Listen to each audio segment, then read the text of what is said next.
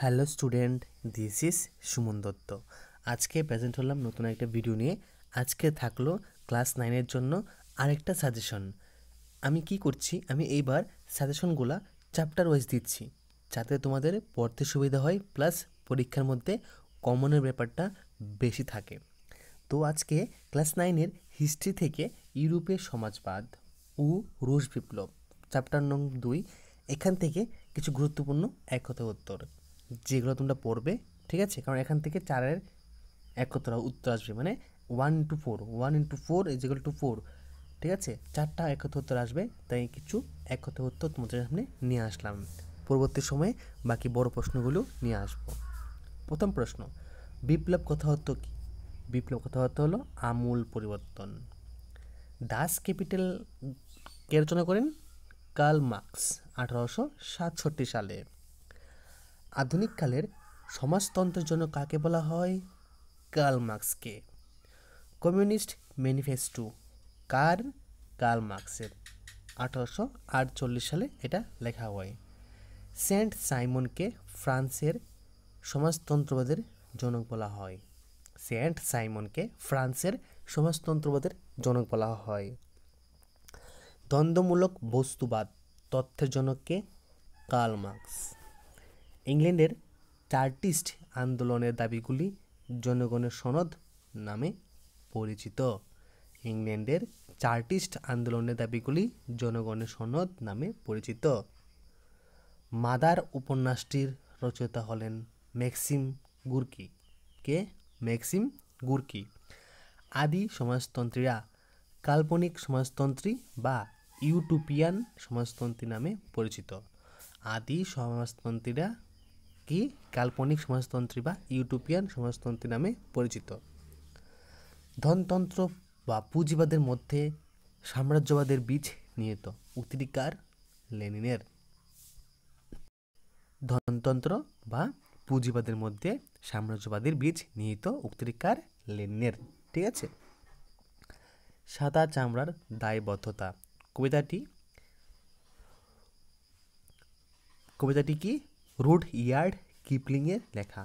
সাদা চামড়ার দায়বদ্ধতা কবিতাটি রুডইয়ার্ড কিপলিংয়ের লেখা। বিখ্যাত রুশ সাহিত্যিকের নাম হলো Leo Tolstoy. Leo Tolstoy. Communist manifesto গ্রন্থে শ্রেণী সংগ্রামের তথ্য প্রকাশ পায়। কিসের? শ্রেণী সংগ্রামের তথ্য প্রকাশ পায়। জারের শীতকালীন প্রাসাদের নাম সেন্ট পিটার্সবার্গ। কি? Saint Petersburg. জারের শীতকালীন প্রাসাদের নাম কি? Saint Petersburg. জার হলো রোমানভ বংশের রাজার উপাধি। জার কি? রোমানভ বংশের রাজার উপাধি। তো দ্বিতীয় আলেকজান্ডারের রাশিয়ার মুক্তির আইন জারি করেছিলেন, মানে দ্বিতীয় আলেকজান্ডার কি করেছিল? রাশিয়ার মুক্তির আইন জারি করেছিলেন। মুক্তিদাতা যার নামে কে পরিচিত?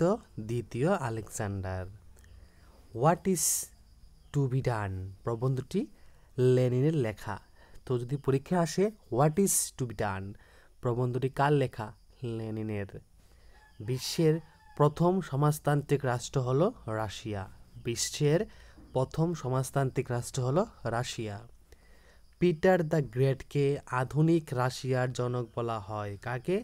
পিটার দ্য গ্রেটকে আধুনিক রাশিয়ার জনক বলা হয়। ডুমা রাশিয়ার পার্লামেন্টের নাম। রাশিয়ার পার্লামেন্টের নাম কি? ডুমা, ঠিক আছে? কি? রাশিয়ার পার্লামেন্টের নাম ডুমা। রাশিয়ার লাল ফৌজ প্রতিষ্ঠা করেন ট্রটস্কি। কে করেন? ট্রটস্কি। শান্তি, জমি ও রুটি স্লোগানটি দেন লেনিন। শান্তি, জমি ও রুটি কে দেন স্লোগানটি? লেনিন। 1917 সালে লেনিন এপ্রিল থিসিস ঘোষণা করেন। 1917 সালে লেনিন এপ্রিল থিসিস ঘোষণা করেন। USSR union of Soviet specialist Republic.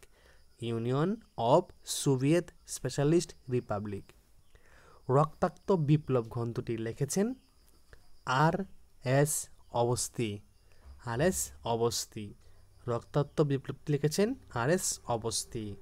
1918 থেকে 1920 পর্যন্ত রাশিয়ার গৃহযুদ্ধ হয়। 1918 থেকে 1920 অবধি রাশিয়ার গৃহযুদ্ধ হয়।